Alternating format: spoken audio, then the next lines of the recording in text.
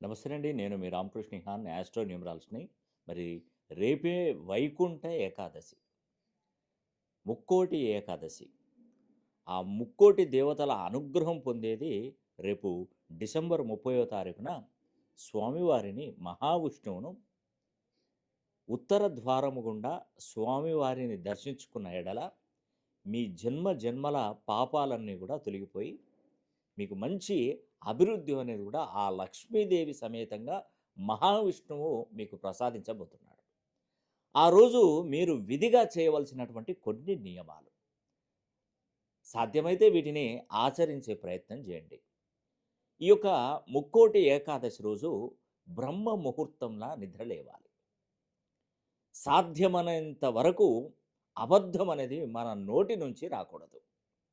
ఆ రోజు సాత్వికమైనటువంటి ఆహారాన్ని తీసుకోవడం ఎంతో అద్భుతమైనటువంటి విషయం. కుదిరితే 24 గంటలు నెయ్యితో అఖండ దీపాన్ని వెలిగించండి. మీ మనసులో ఉన్నటువంటి కోరికలు కోరుకోండి, ఖచ్చితంగా నెరవేరుస్తాడు. పశుపక్షాదులు, పేద బ్రాహ్మణులకి ఏదైనా దానం చేయండి. ఆ రోజు వీలైతే నేలపై నిద్రించే అవకాశం ఉంటే నేలపై నిద్రించడం చేయండి.